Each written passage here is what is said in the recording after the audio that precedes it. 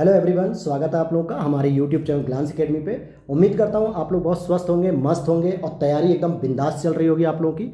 अगर आप लोग यूपीएससी 2024 की तैयारी कर रहे हैं या किसी भी सिविल सर्विसेज की अगर आप तैयारी कर रहे हैं, स्टेट पीसीएस की भी, तो आपको पता होना चाहिए कि करंट अफेयर्स का रोल लगातार बढ़ता जा रहा है। और यूपीएससी में तो स्पेशली 30 से 35 क्वेश्चन अब करंट अफेयर्स के बेस पे आ रहे हैं। और उसके लिए सबसे बेस्ट मैगजीन है वो है विजन आईएएस की मंथली मैगजीन, जो कि इस बार मई 2023 की हम लोग पढ़ रहे हैं। और लास्ट में हम लोग पीटी 365 जो आती है इसको भी कवर करेंगे। लेकिन इसका फ़ायदा तभी रहेगा जब आपने मंथली मैगजीन्स को पढ़ा हो, ताकि टॉपिक से आप लोग परिचित रहें, तभी पीटी 365 में आपको रिवीजन करने में मज़ा आएगा। तो इस प्लेटफॉर्म पर हिंदी मीडियम के छात्रों के लिए लगातार करंट अफेयर्स की सीरीज को चलाया जा रहा है और ये इसी तरीके से पूरे यूपीएससी 2024 तक चलाया जाएगा। और आपको बता दूं कि जून 2023 की भी करंट अफेयर्स कल ही आई है विजन आईएएस की, जिसको हमने अपने टेलीग्राम चैनल पर पोस्ट भी कर दिया है। टेलीग्राम चैनल का लिंक डिस्क्रिप्शन बॉक्स में दिया हुआ है, या फिर आप ग्लैंस एकेडमी ऑफिशियल करके भी अगर सर्च करेंगे तो वहाँ पर आपको मिल जाएगा, जहाँ पे मैंने जून 2023 विजन करंट अफेयर्स को पोस्ट कर दिया है। तो 1 से 2 दिन में हम लोग मई के जो बचे हुए टॉपिक्स हैं, साइंस एंड टेक्नोलॉजी के इंपॉर्टेंट टॉपिक, उसको कवर करने के बाद हम लोग जून की करंट अफेयर्स पर आ जाएंगे और फिर हम लोग उसे कवर करेंगे। तो चलिए शुरू करते हैं हम लोग आज की क्लास को। और आगे बढ़ने से पहले बस एक छोटी सी रिक्वेस्ट रहेगी कि अगर अभी तक चैनल पर आप लोग पहली बार आए हैं या अभी तक आपने चैनल को सब्सक्राइब नहीं किया है, तो प्लीज़ आप ऐसी अपडेट पाने के लिए चैनल को अभी से सब्सक्राइब कर लें। और पीसीएस 2024 की भी अगर आप तैयारी कर रहे हैं, आरओ की भी तैयारी कर रहे हैं, तो घटना चक्र 2023 की सीरीज भी चैनल पर चलाई जा रही है, जिसकी शुरुआत इंडियन ज्योग्राफी से की गई है। साथ ही साथ 2022 की कंप्लीट सीरीज हम लोगों ने कराई है घटना चक्र की, आप उसे भी विजिट कर सकते हैं। और टॉपर्स नोट्स की भी क्लासेस हमारे चैनल पर चलाई जाती हैं। तो आप लोगों के लिए बहुत सारा मटेरियल यहाँ पे कंटेंट फ्री ऑफ कॉस्ट और क्वालिटी के साथ बहुत अच्छे से डिटेल के साथ आपको समझाया जाता है। तो इसलिए ये चैनल आपके लिए बेहद ही हेल्पफुल रहेगा। और टेस्ट सीरीज भी हम लोग जल्दी ही विजन आईएएस की शुरू करेंगे यूपीएससी 2024 के लिए। आरओ और यूपी पीसीएस 2024 के लिए भी टेस्ट सीरीज जल्दी शुरू कर दी जाएंगी। तो अब आगे बढ़ते हैं और अपने टॉपिक पे आते हैं सीधे साइंस एंड टेक्नोलॉजी के। तो ये है हमारा साइंस एंड टेक्नोलॉजी का टॉपिक, और इसमें हम लोग पढ़ रहे थे, क्या पढ़ेंगे हम लोग इसमें? आज पहला टॉपिक पढ़ेंगे इसमें, 3 पेरेंट बेबी। बहुत ही चर्चा में रहने वाला ये टॉपिक है। इससे हर बार एक ना एक प्रश्न प्रीलिम्स में और मेंस में जरूर रखा जाता है। तो क्या होता है 3 पेरेंट बेबी? आपने अभी तक सिंगल पेरेंट देखा होगा या एक फैमिली पेरेंट देखे होंगे जिसमें हस्बैंड और वाइफ दोनों होते हैं, लेकिन ये 3 पेरेंट बेबी का कॉन्सेप्ट कैसा आया? हमने पेरेंट तो सुने थे, सिंगल पेरेंट, डबल पेरेंट, लेकिन ये बेबी भी आ रहा है 3 पेरेंट। तो दोस्तों 3 पेरेंट्स जो बेबी होता है, यानी जब एक माता पिता आपस में संयोग करके एक बच्चे को पैदा करने में असमर्थ होते हैं, तो किसी तीसरे व्यक्ति की आवश्यकता पड़ती है जिसकी हम सहायता लेते हैं। वैज्ञानिक स्तर पे एक तीसरी मादा अर्थात तीसरी एक महिला की सहायता ली जाती है। इसीलिए इसमें एक और व्यक्ति इंक्लूड हो जाने से 3 पेरेंट हो जाते हैं उस बच्चे के, इसलिए इसको 3 पेरेंट बेबी भी कहा जाता है। तो अब समझते हैं कि उस तीसरे पर्सन का क्या रोल होगा, माता पिता के शुक्राणु और अंडाणुओं का क्या रोल होगा, और तीसरा व्यक्ति जो कि एक महिला है जिसका प्रवेश हुआ इस बच्चे की पैदा होने की प्रक्रिया में, तो इसका क्या रोल होगा। और इस पूरी प्रक्रिया को हम समझेंगे कि क्यों ये चर्चा में भी है। तो सर्वप्रथम हम देखेंगे, यहाँ पे देखिए लिखा भी है मैंने कि यूपीएससी 2024 के लिए इंपॉर्टेंट है ये टॉपिक। यूके अर्थात कि यूनाइटेड किंगडम में माइटोकॉन्ड्रियल डोनेशन ट्रीटमेंट प्रक्रिया की सहायता से एक शिशु का जन्म हुआ। अब यहाँ पे शिशु का जन्म हुआ ये इंपॉर्टेंट नहीं है, लेकिन एमडीटी प्रक्रिया क्या है ये इंपॉर्टेंट है। यहाँ पर पिछले कुछ सालों के जब आप प्रीलिम्स के पेपर को एनालिसिस करोगे तो आप वहाँ पे देख पाओगे उन पेपरों में कि किस तरीके से जो बेसिक कॉन्सेप्चुअल चीज़ें होती हैं और करंट अफेयर्स में चर्चा में रहने की वजह से वहाँ से प्रश्न यूपीएससी सीधे सीधे पूछ लेता है। तो अब ये माइटोकॉन्ड्रियल डोनेशन ट्रीटमेंट क्या है? तो डोनेशन देखिए, एक तीसरी महिला जो कि इस प्रक्रिया में प्रवेश कर रही है, इस प्रक्रिया में एंटर कर रही है, तो उसके माइटोकॉन्ड्रियल से रिलेटेड कोई कॉन्सेप्ट होगा, डोनेशन करेगी। और माइटोकॉन्ड्रियल का मतलब होता है जो हमारे बॉडी में माइटोकॉन्ड्रिया होते हैं, power house of the energy होते हैं, जो ऊर्जा के पावर हाउस कहलाते हैं, उनका रोल होता है जो कि माइटोकॉन्ड्रिया को डोनेट किया जाता है। ध्यान दीजिएगा कि इस शिशु के जन्म में 3 व्यक्तियों यानी कि एक माता, एक पिता और एक महिला दाता, जिसको हम लोग डोनर भी कहते हैं, उसकी ज़रूरत पड़ती है। तो इसीलिए यहाँ पर ये चीज़ें लिखी गई हैं, उसकी ज़रूरत पड़ती है इसमें। अब जरा हम समझते हैं इसके बारे में और चीज़ों को डेप्थ में। माइटोकॉन्ड्रियल जो डोनेशन ट्रीटमेंट होता है एमडीटी, ये होता क्या है, कैसे होता है ये, तो ध्यान दीजिएगा। एमडीटी इन विट्रो फर्टिलाइजेशन यानी आईवीएफ की मदद से गर्भधारण हेतु उपयोग की जाने वाली एक तकनीक है। अब आईवीएफ का मतलब क्या होता है कि एक लैब के अंतर्गत अंडाणु और शुक्राणु का जो है कि निषेचन यानी कि आपस में संयोग करा के जब एक भ्रूण तैयार होता है तो उस भ्रूण को जो है कि माँ के गर्भावस्था में रख दिया जाता है। तो इसके लिए इन विट्रो फर्टिलिटी का मतलब ही हो गया कि यहाँ पर अब एक लैब की भी ज़रूरत होगी, क्योंकि माता पिता अर्थात हस्बैंड वाइफ ने जब आपस में सेक्सुअल इंटरकोर्स किया लेकिन उनके पीरियड्स नहीं रुके या बच्चे का गर्भधारण नहीं हुआ, मतलब कि बच्चे का जो है कि भ्रूण तैयार नहीं हुआ, तो जिसकी वजह से पता चलता है कि माता में कमी है या पिता में, तो उसके लिए हम एक आईवीएफ का पैटर्न यूज करते हैं जो कि एक लैब में टेस्टिफाइड होकर इस प्रोसेस को किया जाता है। आगे और समझेंगे आप इसमें माता पिता के जेनेटिक मटेरियल और एक डोनर के माइटोकॉन्ड्रियल मटेरियल का उपयोग किया जाता है। जेनेटिक मटेरियल का मतलब हो गया दोस्तों, अगर हम माता से अंडाणु ले रहे हैं, क्या ले रहे हैं हम माता से अंडाणु ले रहे होंगे या फिर जो है कि माइटोकॉन्ड्रिया ले रहे होंगे, जो भी ले रहे होंगे, प्लस पिता से हम क्या ले रहे हैं शुक्राणु, और इन सभी में डीएनए होता है। क्या होता है? डीएनए। और डीएनए क्या होता है? एक तरीके से जीन होते हैं जो आपकी जेनेटिक इन्फॉर्मेशन देते हैं। साथ ही साथ जो डोनर है उससे क्या ले रहे हैं हम लोग? माइटोकॉन्ड्रियल ले रहे हैं, क्योंकि वही तो माइटोकॉन्ड्रियल को डोनेट कर रही है। इसका मतलब हो गया कि माता का जो माइटोकॉन्ड्रियल है वो डिजीज़ है, अर्थात कि वो बीमार है, वो खराब है, जो बच्चे का भ्रूण तैयार करने में विफल हो जा रहा है, फेल हो जा रहा है, इसलिए उसका भी माइटोकॉन्ड्रियल मटेरियल लिया जाता है। आगे देखते हैं, इस तकनीक में जो रोगग्रस्त माइटोकॉन्ड्रिया होता है, स्पेशली माता का, अगर माता का माइटोकॉन्ड्रियल रोगग्रस्त नहीं होता तो तीसरे पर्सन की ज़रूरत ही नहीं पड़ती, फिर हमारे हस्बैंड और वाइफ आपस में मिलकर ही बच्चे को पैदा कर सकते थे। लेकिन यहाँ पे माता का माइटोकॉन्ड्रिया डिस्टर्ब है यानी कि खराब है, इसीलिए हम स्वस्थ माइटोकॉन्ड्रिया जो कि एक डोनर का होता है, जो एक महिला का होता है, उससे बदल देते हैं। तो आप देख सकते हो कि इसमें 2 महिलाओं का योगदान हो जाता है और 1 पुरुष का। ये पुरुष उस माता का पति होता है जिससे पैदा नहीं हो पा रहा है बच्चा, तो 2 महिलाएं हो गई। और माइटोकॉन्ड्रियल रोग माता से संतान में ट्रांसफ़र ना हो, इसलिए इस टेक्निक का प्रयोग किया जाता है। आगे समझते हैं इसके बारे में और भी चीज़ें। देखिए यहाँ पे हम वही चीज़ें पढ़ेंगे जो इम्पॉर्टेंट है और जिसको बेसिकली आपको जानकारी होनी चाहिए, कि ताकि वहाँ से अगर प्रीलिम्स में प्रश्न आ जाए तो आपको प्रॉब्लम नहीं होनी चाहिए। आगे अगर हम देखते हैं इसके बारे में, तो इसको एमआरटी भी कहा जाता है, यानी इसे माइटोकॉन्ड्रियल रिप्लेसमेंट थियरी भी कह सकते हैं या डोनेशन थियरी भी, एमडीटी। तो आपसे अगर एग्जाम में एमआरटी या एमडीटी के नाम से पूछ ले तो आपको कंफ्यूज नहीं होना है। बस डी का मतलब होता है डोनेट करना, और जब डोनेट किया जाता है तो उसको अल्टीमेटली रिप्लेस ही तो करेंगे हम खराब वाले माइटोकॉन्ड्रियल से, माता के माइटोकॉन्ड्रियल से, तो इसको एमआरटी भी कह देते हैं। और 3 व्यक्तियों के शामिल होने के कारण ही इसे 3 पेरेंट बेबी की प्रक्रिया के रूप में जाना जाता है। अब यहाँ पर बात करेंगे कि माइटोकॉन्ड्रिया क्या होता है और माइटोकॉन्ड्रियल रोग क्या होते हैं, क्यों ऐसी प्रॉब्लम्स आती है। तो आप यहाँ पे देख सकते हैं कि सिंपली माइटोकॉन्ड्रिया को मूल रूप से कोशिकाओं का पावर हाउस कहा जाता है।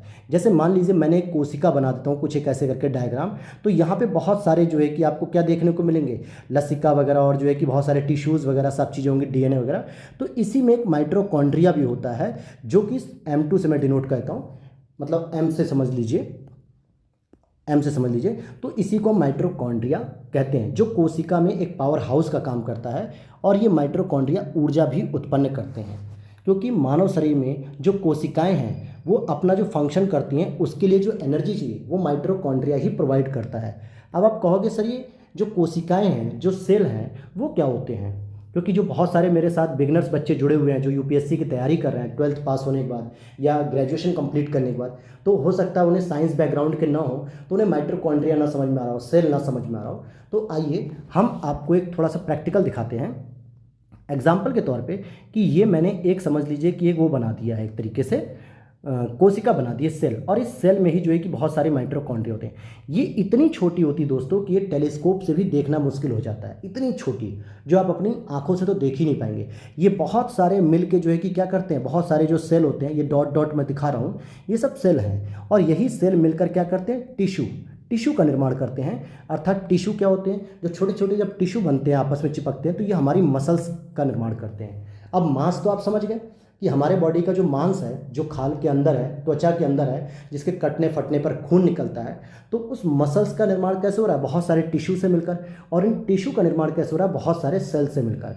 और उन सेलों के अंदर एक माइटोकॉन्ड्रिया होता है जो उन सेलों के जीवन चक्र को निर्धारित करता है, यानी उनको एनर्जी देता है। तो ये वाली चीज़ें हैं। हालांकि इसमें कुछ दोष भी उत्पन्न हो सकते हैं और ये कोशिका की कार्यप्रणाली को क्या करते हैं? प्रभावित करते हैं। और किस में दोष उत्पन्न हो रहा है? माइटोकॉन्ड्रिया में दोष उत्पन्न हो रहा है। इसीलिए वो क्या करते हैं? कहीं ना कहीं बच्चे पैदा करने की क्षमता को प्रभावित करते हैं, या आपके शरीर के पाचन क्रिया को प्रभावित करते हैं, या आपके शरीर की वृद्धि को प्रभावित करेंगे। भाई जब एनर्जी नहीं मिलेगी, आपको अगर एनर्जी न दी जाए खाने पीने के लिए, तो क्या आप अपनी दैनिक चर्या को कर सकते हैं? अपने रोज के कामों को निपटा सकते हैं? आप रोज पढ़ाई कर सकते हैं? मुश्किल हो जाएगा। तो उसी तरीके से माइटोकॉन्ड्रिया जो अगर सेल को अगर एनर्जी नहीं देगा तो सारे के सारे सेल फेल हो जाएंगे, वो काम करना बंद कर देंगे। और सेल अगर काम करना बंद कर रहे हैं तो कहीं ना कहीं टिश्यू फेल होगा, टिश्यू के बाद मसल्स, ये इसीलिए आप देखेंगे कि बुजुर्ग लोगों में माइटोकॉन्ड्रिया फंक्शन करना स्लो कर देता है, और इसीलिए उनके बहुत सारे जो टिश्यू होते हैं, मांस होते हैं, वो ढीले पड़ जाते हैं, लटक जाते हैं मांस, क्योंकि उनमें एक टाइटपन या तनाव नहीं होता है, क्योंकि माइटोकॉन्ड्रिया उनके धीरे धीरे वर्क करते हुए कम होते जा रहे हैं। तो आगे समझते हैं। इस प्रकार माइटोकॉन्ड्रियल म्यूटेशन से होने वाले रोगों को माइटोकॉन्ड्रियल रोग कहा जाता है। यानी इस प्रकार म्यूटेशन का मतलब क्या होता है कि अचानक जब उनमें कोई परिवर्तन होता है माइटोकॉन्ड्रिया के अंदर, तो वो एक रोग का रूप ले लेते हैं। और इसीलिए जब माइटोकॉन्ड्रिया दोषपूर्ण हो जाती है, यानी कि रोग हो जाता है उसमें, तो पर्याप्त ऊर्जा का उत्पादन नहीं कर पाता है। और जब पर्याप्त ऊर्जा का उत्पादन नहीं होगा तो इसके अंगों के कार्य करने के तरीके प्रभावित होंगे, क्योंकि माइटोकॉन्ड्रिया की वजह से सेल प्रभावित हो जाती है, और सेल से आपका टिश्यू प्रभावित हो जाते हैं, और टिश्यू से आपके मसल्स प्रभावित हो जाती है, और मसल से आपके ऑर्गन्स प्रभावित हो जाते हैं, जिससे कि जिस पूरी की पूरी ह्यूमन बॉडी जो है वो क्या हो जाती है? सुस्त हो जाती है, फीवर आ जाता है, जुकाम हो जाता है, पैरालाइज हो जाते हैं, बहुत सारी चैलेंजेस हमारे सामने हो जाते हैं। तो ये आप समझ पा रहे होंगे थोड़ा थोड़ा। अब इसमें अगर आप देखेंगे, जैसे कभी कभी ब्रेन डैमेज हो जाता है, मस्तिष्क का क्षतिग्रस्त हो जाना, अंग की विफलता यानी कि लकवा लग जाना, मांसपेशियों में क्षति हो जाती है, मांसपेशियां खराब हो जाती हैं। और साथ ही साथ अगर आप अगला पॉइंट देखेंगे कि न्यूक्लियर डीएनए माता पिता दोनों से प्राप्त होता है, जबकि माइटोकॉन्ड्रियल डीएनए केवल माता से प्राप्त होता है। अब यहाँ पे समझिएगा कि मेरे दोस्तों, जो डीएनए होता है, हालांकि ये तो मेल में भी होता है और फीमेल में भी होता है, लेकिन बच्चे पैदा करने के लिए जो न्यूक्लियर वाला डीएनए चाहिए, जो न्यूक्लियर वाला, वो स्पेशली, मतलब न्यूक्लियर डीएनए तो दोनों में होता है, जो क्या करता है आपका कहीं ना कहीं जीन को रिप्लेस करने का काम करता है, मतलब एक पीढ़ी से दूसरी पीढ़ी में भेजता है आनुवंशिक गुण। लेकिन जो हमें माइटोकॉन्ड्रियल डीएनए चाहिए वो केवल और केवल माता से ही प्राप्त होता है। लेकिन अगर इस माता का ये माइटोकॉन्ड्रियल जो डीएनए है वो रोगी है, अर्थात कि खराब है, तो इसके लिए इस माता के अंतर्गत माइटोकॉन्ड्रियल को हमें क्या करना पड़ेगा? रिप्लेस करना पड़ेगा। और जिसी को हम कहते हैं माइटोकॉन्ड्रियल रिप्लेस थेरेपी, एमआरटी। इसके लिए हम एक थर्ड विमेन की सहायता लेंगे। किसकी सहायता लेंगे? थर्ड विमेन की सहायता लेंगे। और यहाँ पे लिखा है इसीलिए डोनर का सही माइटोकॉन्ड्रियल यूज किया जाता है इस पैटर्न में। आगे देख लेते हैं एमडीटी, अर्थात कि जो माइटोकॉन्ड्रियल डोनेशन ट्रीटमेंट जो होता है, इसमें होता क्या है, अब ये यहाँ पे समझेंगे अगर आप मेरे साथ। देखिए, मैं उम्मीद कर रहा हूँ कि शायद ये क्लास आपको अच्छी लग रही होगी। अगर अच्छी ना लग रही हो मेरे दोस्तों, तो प्लीज़ आप लोग चैनल छोड़ने से पहले अपना एक कमेंट जरूर दे दीजिएगा, सजेशन दे दीजिएगा, ताकि हम उसमें और बेहतर कर सकें। और अगर वीडियो अच्छी लग रही है तो प्लीज़ लाइक कर दीजिएगा, चैनल को सब्सक्राइब कर लीजिएगा, और टेलीग्राम चैनल को जरूर ज्वाइन कर लीजिएगा। वहाँ पर सारी अपडेट्स इन्फॉर्मेशन हम लोग शेयर करते हैं। देखते हैं इसको कि भ्रूण में बायोलॉजिकल माता पिता के अंडाणु और शुक्राणु, बायोलॉजिकल मतलब जो उस बच्चे के ओरिजिनल माता पिता हैं, तथा डोनर के अंडाणु से प्राप्त माइटोकॉन्ड्रिया शामिल है। अब देखिए यहाँ पर इस पैटर्न को समझिएगा, इस पैटर्न को मैं भी समझाऊंगा। मुझे ये बताइए कि माता का अंडाणु खराब है या माइटोकॉन्ड्रिया? तो आप कहोगे सर अंडाणु तो सही है, माइटोकॉन्ड्रिया खराब है। तो हमें आवश्यकता किस चीज़ की? माइटोकॉन्ड्रिया की। तो हम डोनर से क्या लेंगे? अंडाणु से निकालकर माइटोकॉन्ड्रिया को केवल प्रयोग करेंगे। जन्म लेने वाले बच्चे में आमतौर पर माता पिता से प्राप्त डीएनए और डोनर से प्राप्त कुछ जेनेटिक मटेरियल लगभग 37 जीन शामिल होते हैं। इसीलिए कहा जाता है कि ये जो बच्चा पैदा होगा इसमें तीनों ही, मतलब 2 माताएं और 1 पुरुष, तीनों लोगों के जेनेटिक लक्षण देखने को मिलेंगे हमें, क्योंकि जो डोनर है उसके भी लगभग 37 जीन होंगे जो उसकी बॉडी में कुछ अलग तरीके के लक्षण दिखाएंगे, जो उसकी डोनर मदर से मैच करते हुए होंगे। हम इसकी आगे चैलेंजेस के बारे में अभी इस पर पढ़ेंगे, तो ये भी चीज़ आपको समझनी है वहाँ पर। अब यहाँ पर देखेंगे आप इसकी प्रक्रिया में सामान्यतः इसमें दो तकनीक काम आती है। एक होता है एमएसटी यानी मैटरनल स्पिंडल ट्रांसफ़र, और एक होता है पीएनटी प्रो न्यूक्लियर ट्रांसफ़र। इसको तो हम आगे समझेंगे, पहले इस पैटर्न को समझिए कि कैसे ये एमडीटी की प्रक्रिया पूरी होती है। इसको अगर आपने समझ लिया तो आप समझिए कि ये टॉपिक पढ़ना आपका सफल हो गया, जहाँ से प्रीलिम्स में प्रश्न पूछता है। अब यहाँ पर आप देखेंगे माता का निषेचित अंडाणु, ठीक है, ये अंडाणु है, तो ये पूरा का पूरा क्या हो गया आपका जो एक अंडाणु है, और यहाँ से न्यूक्लियर डीएनए निकाल लिया गया। क्या निकाला गया? ये वाला न्यूक्लियर, क्योंकि ये जो अस्वस्थ है ये अस्वस्थ माइटोकॉन्ड्रिया, तो इसकी आवश्यकता हमें नहीं पड़ेगी। लेकिन ये जो महिला का लिया गया, स्वस्थ महिला का, तो इसका जो ये स्वस्थ माइटोकॉन्ड्रिया था इसको हम लोगों ने रिसीव कर लिया, और साथ ही साथ इसका जो न्यूक्लियर था डीएनए इसको काट दिया गया, यानी इसको हटा दिया गया।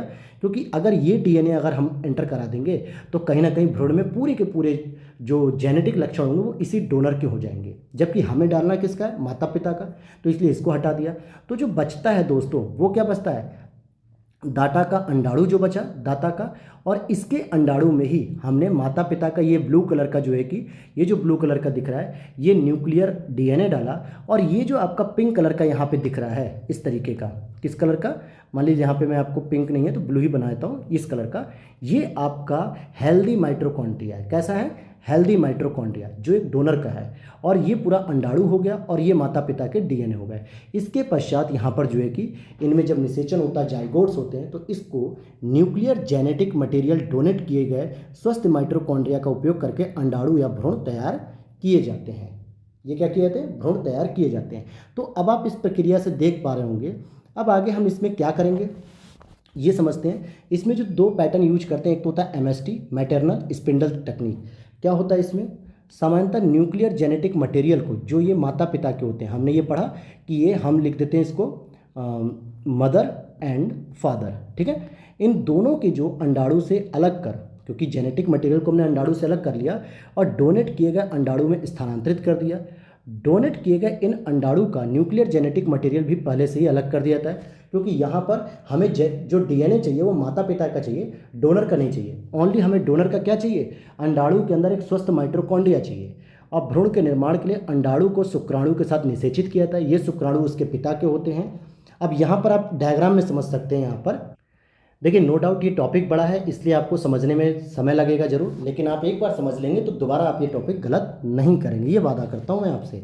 यहाँ पर ये दाता है, इस दाता का अंडाणु लिया और इसमें स्वस्थ माइटोकॉन्ड्रिया हमने यूज कर दिया, लेकिन इसका डीएनए जो होता है न्यूक्लियर वो हम निकाल देते हैं। जैसे मान लीजिए इस प्रक्रिया में देखेंगे तो ये वाला जो पार्ट है, ये वाला, ये हमने इसको निकाल दिया।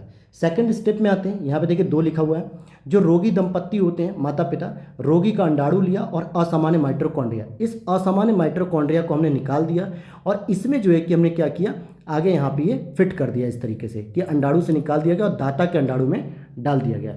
थर्ड स्टेप क्या होता है कि जो दाता का अंडाणु होता है उसमें माता पिता से प्राप्त डीएनए को डाल दिया जाता है, और लेकिन दाता का डीएनए रह जाता है। ध्यान देना, न्यूक्लियर डीएनए जरूर हटा देते हैं हम, पहले यहाँ पे लिखा है कि न्यूक्लियर डीएनए हटा देते हैं, लेकिन कुछ डीएनए रह जाता है और यही डीएनए की वजह से वो 37 जीन जो होते हैं वो अपना लक्षण भी प्रदर्शित करते हैं।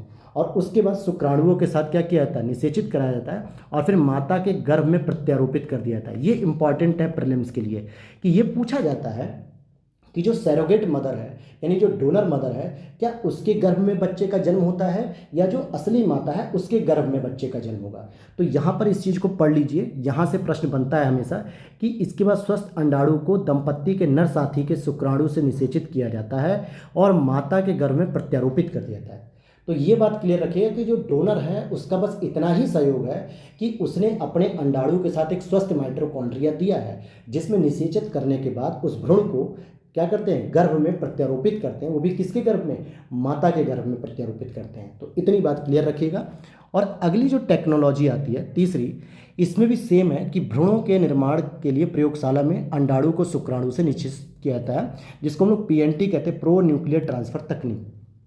प्रत्येक भ्रूण के न्यूक्लियर जेनेटिक मटेरियल को डोनेट किए गए अंडाणु और शुक्राणु का उपयोग करके निर्मित भ्रूणों से निर्मित किया जाता है। तो यहाँ पर देखेंगे डोनेट किए गए अंडाणु से न्यूक्लियर जेनेटिक मटेरियल को हम पहले ही हटा देते हैं, केवल डीएनए बच जाता है थोड़ा सा, जिसकी वजह से वो 37 लक्षण को प्रदर्शित करते हैं। तो इसमें भी आप देख सकते हैं, एक बार मैं यहाँ पे रोक देता हूँ, ये पूरा का पूरा सेम प्रोसेस रहेगा, पूरा सेम प्रोसेस रहेगा। और यहाँ पर भी जो की फैक्टर है वो आप देख सकते हैं कि माता के गर्भ में ही इसको प्रत्यारोपित किया जाता है।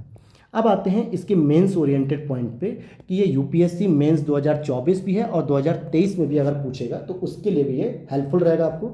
एमडीटी के लाभ क्या हो सकते हैं? सबसे पहले कि रोगों की रोकथाम हम कर सकते हैं इस प्रकार के, अगर माइटोकॉन्ड्रियल विकार हो रहा है तो उससे जो भी रोग होने वाले हम उसे रोक सकते हैं, क्योंकि 6000 में से लगभग एक बच्चा माइटोकॉन्ड्रियल विकार से पीड़ित होता है, पहली चीज़। दूसरा, आनुवंशिक संबंध यानी माइटोकॉन्ड्रियल रिप्लेसमेंट थ्योरी एमआरटी के तहत अधिक आयु वाली, अधिक आयु का मतलब मान लीजिए जो 40 साल 45 साल की महिलाएं हैं जिनके बच्चे होने की अब संभावना कम हो गई हैं, ठीक है, तो उनको जो है कि बायोलॉजिकल संतान प्राप्त करने में मदद मिल सकती है, क्योंकि उनकी अंडाणुओं की गुणवत्ता क्या होती है, निम्न स्तर की हो जाती है। और अगला, जनन संबंधी स्वतंत्रता भी होती है। एमआरटी ऐसी महिला कपल्स का मतलब ध्यान दीजिएगा यहाँ पे वीमेन टू वीमेन है, ठीक है, जिसको हम लोग लेस्बियन भी कहते हैं। दो महिलाएं आपस में एक दूसरे के प्रति आकर्षित हो जाती हैं, प्यार करती हैं, लेकिन वो फिर भी बिना पुरुष के कैसे बच्चे को पैदा कर सकती हैं। इसीलिए लैब का प्रयोग करके, आईवीएफ का प्रयोग करके, एमडीटी का प्रयोग करके वो अपने लिए एक बच्चे को भी प्राप्त कर सकती हैं, जो आनुवंशिक रूप से दोनों से संबंधित संतान प्राप्त करने के इच्छुक होते हैं। तो यहाँ पर ये हो गया। लेकिन अब यहाँ पर आप देखेंगे कि एमडीटी से जुड़े कुछ मुद्दे हैं, तो उस मुद्दे से पहले हम चिंताएं देख लेते हैं, जिसको आप मेंस में, एथिक्स में, एसए में यूज कर सकते हैं। कैसे कर सकते हैं इसका प्रयोग? जैसे चिंता क्या है कि डिज़ाइनर शिशुओं को बढ़ावा मिलेगा। अब डिज़ाइनर का मतलब क्या होता है? जैसे हमने कोई गुड़िया बनवाई या कोई गुड्डा बनवाया, कोई लाफिंग गुड्डा बनवा लिया या टेडी बियर बनवाया, तो हम उसमें देखते हैं कि यार इस लाफिंग गुड्डे में या टेडी बियर में इसके बाल अच्छे होने चाहिए, इसके कलर अच्छे होने चाहिए, इसके फर अच्छे होने चाहिए, इसका नाक नक्शा अच्छा होना चाहिए। तो उसी तरीके से हम हो सकता है अपने बच्चे में भी कुछ इस प्रकार का भ्रूण में चेंजेस करवाएं, जिससे हमारा बच्चा जो पैदा हो वो बहुत योग्य होना चाहिए, बहुत मतलब कह सकते हैं कि बहुत सुंदर होना चाहिए। जबकि सारे बच्चे सुंदर होते हैं, हर एक माता पिता के लिए अपना बच्चा बहुत ही योग्य और बहुत सुंदर होता है, लेकिन कुछ लोगों के माइंड में ऐसी खुरापात चल सकती है कि वो अपना डिज़ाइनर बेबी पैदा करेंगे, और इससे क्या होगा, प्रकृति के नियमों के खिलाफ ये काम होगा। जो प्रकृति का नियम क्या है कि जब एक माता पिता आपस में सेक्सुअल इंटरकोर्स करते हैं तो एक बच्चे की उत्पत्ति होती है, लेकिन इन चीज़ों को छोड़ के लोग क्या करेंगे, डिज़ाइनर बेबी के कॉन्सेप्ट की ओर आगे बढ़ेंगे और आनुवंशिक रूप से संशोधन करके अपनी पसंदीदा विशेषता को शामिल करवाएंगे।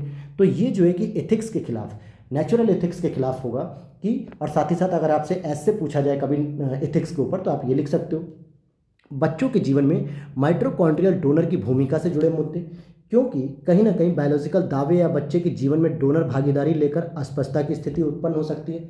मान लीजिए कि आज एक डोनर ने अपना डीएनए का जो 37 जीन है वो डीएनए तो दे ही दिया, माइटोकॉन्ड्रिया दिया, अंडाणु दिया, बच्चा पैदा हो गया, और कल को वो बच्चा आईएएस ऑफिसर बन जाए या बहुत बड़ा प्रधानमंत्री बन जाए किसी देश का, या कोई बहुत बड़ा करोड़पति बिजनेसमैन बन जाए, तो ये जो डोनर माता है हो सकता है उस बच्चे पे अपना क्लेम कर दे, और क्लेम करने के लिए सबसे पहले वो कहेगी सर आप इसका डीएनए टेस्ट करवा लीजिए, और डीएनए टेस्ट मैच करना 100% श्योर है, क्योंकि 37 डीएनए तो मिल ही रहे हैं।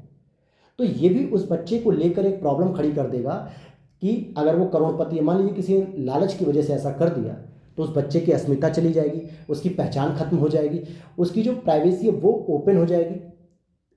अगर आपको याद होगा, अभी हमारे पिछले 2 साल पहले का एक मुद्दा है, एक मुख्यमंत्री जी थे, उनके बेटे का ये केस था, तो उन्होंने डीएनए टेस्ट वगैरह करवाया, सब कल्याण सिंह के बेटे की बात थी, ऐसा कुछ था। तो ये सारी चीज़ें भी हमारे सामने देखने को मिलेंगी। अब प्रभाव से संबंधित चिंताएं क्या हैं कि इसका जो रिजल्ट है वो बहुत अच्छा नहीं है, मतलब कि बहुत ज़्यादा रिजल्ट अच्छा नहीं है, और साथ ही साथ इसका दीर्घकालिक लाभों पर भी असर पड़ सकता है। विसंगति या जोखिम, मतलब विसंगति का जोखिम भी हो सकता है, ठीक है, सही तरीके से मान लीजिए मैच ना कर पाए तो ये भी एक चुनौती है। वहीं डेटा की कमी है कि एमआरटी अपने अभी प्रायोगिक चरण में है, मतलब प्रैक्टिकल लेवल पर है, कोई ज़रूरी नहीं है कि इसके रिजल्ट 100 में से 100% सही हो जाए। एक आध बच्चे पर रिजल्ट अच्छा आ जाए तो इसका मतलब यह नहीं है कि ये तकनीक अच्छी है। फिर बच्चों पर पड़ने वाले असर, जो एमआरटी से जुड़ी अन्य भी चिंताएं हैं, उनके व्यक्तित्व पर प्रतिकूल प्रभाव पड़ेगा, न्यूरोलॉजिकल परिवर्तन भी देखने को मिलेंगे, अक्षमता और कैंसर जैसे जोखिम, मान लीजिए जो डोनर है उसको अगर कोई ऐसी बीमारी हो जो हिडन बीमारी हो, जो उसको खुद ना पता हो डोनर को कि हाँ मुझे ये बीमारी आगे 2-4 साल में होने वाली है, लेकिन उस बीमारी के 37 जीन में से अगर कोई एक लक्षण ऐसा होगा, कोई एक जीन होगा जो इस बच्चे में प्रवेश कर जाएगा, तो इस बच्चे में भी जो है कि हेल्थ इशू हो जाएंगे। वहीं लागत संबंधी बात है, क्योंकि यह अभी एक बहुत महंगी प्रक्रिया है, ये अमीरों के तो बस की है, लेकिन एक आम परिवार, मध्यम परिवार के बस की ये बात नहीं है कि इसका खर्चा उठा सके। तो ये सारी चैलेंजेस भी हमें देखने को मिलेंगे जो आपको मेंस में आंसर राइटिंग करते समय यूज करने चाहिए। ये सारे पॉइंट आपको पता रहे हैं। तो ये तो था आपका एक 20 से 25 मिनट का एक लेक्चर जिसमें आपने एक इम्पॉर्टेंट टॉपिक को समझा। अब आते हैं एक दूसरा टॉपिक जो बेहद ही इंपॉर्टेंट है, ये अभी AMR, इसके बारे में भी आप देख रहे होंगे, एंटी माइक्रोबियल रेजिस्टेंस, रोगाणु रोधी प्रतिरोध। क्या होता है रोगाणु रोधी प्रतिरोध दोस्तों? इसकी शुरुआत करने से पहले ये देखते हैं कि ये चर्चा में क्यों है। क्योंकि WHO वर्ल्ड हेल्थ ऑर्गेनाइजेशन ने incentivising the development of new antibacterial treatment 2023 नाम से एक रिपोर्ट जारी की, और इसने यह report global AMR research and development hub के साथ साझेदारी में जारी की है। अब बात आती है कि जरा WHO अगर चर्चा में आ गए तो पहले WHO के बारे में बेसिक चीज़ें जान ले। दोस्तों WHO की स्थापना 1948 में हुई थी। इसका मुख्यालय जिनेवा स्विट्जरलैंड में हुआ था। ये दोनों ही स्टेटमेंट UPSC बना के रख देता है और आपसे एक करंट वाला टॉपिक पूछ देता है। मान लीजिए ये रिपोर्ट पूछ देगा कि ये रिपोर्ट किसने जारी की और WHO का जो है कि हेडक्वार्टर्स कहाँ पे है, कहाँ इसका जो है कि स्थापना हुई, बस उसी में से विकल्प आपको चयन करने के लिए दे देता है। तो ऐसा ट्रेंड जो है कि UPSC का होता है, और अगर आप लोग इस चीज़ को एनालिसिस कर पाते हो, समझ पाते हो UPSC के पैटर्न को, तो आपकी तैयारी सही डायरेक्शन में चल रही है। वहीं देखते हैं संयुक्त राष्ट्र की एक एजेंसी के रूप में 194 देश हैं जिसमें भारत भी इसका सदस्य है। इसका कार्य क्या है? मुख्य रूप से सार्वभौमिक स्वास्थ्य कवरेज यानी कि यूनिवर्सल हेल्थ कवरेज का विस्तार करना, सभी को स्वास्थ्य की सुविधाएं मिले। आपात स्थितियों जैसे कोविड-19 में गाइडलाइन जारी करती है।